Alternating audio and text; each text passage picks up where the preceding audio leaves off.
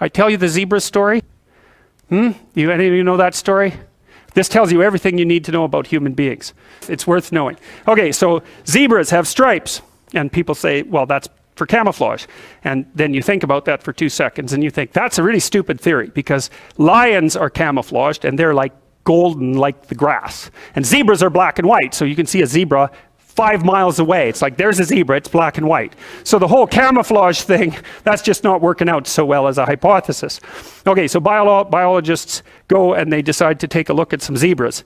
And so they're looking at a zebra on the herd, because there's no zebra, right? Just like there's no fish. There are schools of fish and there are herds of zebras. There isn't a fish, and zebras are the same thing. There's not a zebra, there's zebras.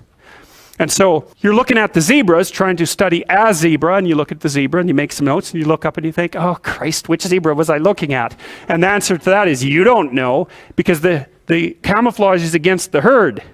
It's very difficult to parse out a zebra against the herd. You look down, you look up, it's like, uh-oh, all those damn zebras look the same. Yes, the camouflage is effective, but it's against the herd. All right, so then you think, well, we better identify a zebra so we can see what he's up to.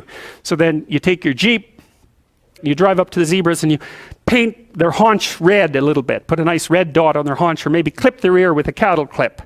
And then you stand back and you think, hey, I'm pretty smart, now I'm going to watch that zebra. So what do you think happens to the zebra? The lions kill it. They have to identify a zebra before they can organize their hunt. They can't just hunt the whole herd. They have to pick out a zebra. And so maybe it's like a zebra that's got a sore hip or something. And so you think, well, nature's kind, it just takes the weak.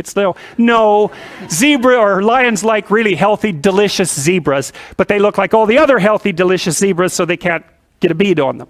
But if they're small and just born, or if they're limping, or there's something that identifies them, then the lions can pick them out. And then they do pick them out. And so the rule for human beings is, keep your damn stripes on so the lions don't get you.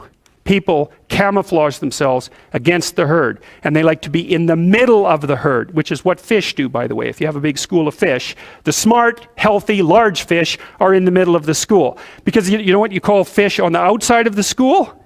Bait. Right. So that's what people are doing. They're trying to move into the middle of the herd all the time. And the herd moves around, or the school moves around, and people are going, well, I'm in the middle. I'm staying in the middle here. So I've got this protective ring of people around me so the predators don't pick me out and do me in.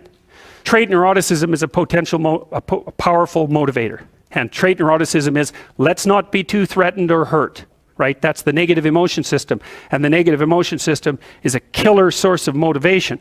Sometimes they're talked about as scales of happiness even, is that people aren't after happiness, they're after not hurting. It's not, so they don't want to be extroverted and enthusiastic, right? And bubbly and full of smiles and laughter. That isn't what they mean by I want to be happy. What they mean is, I don't want to be anxious or in pain. You want to avoid suffering. And one way to avoid suffering is not to let the lions gnaw on you. And one way of doing that is to stay in the middle of the damn herd.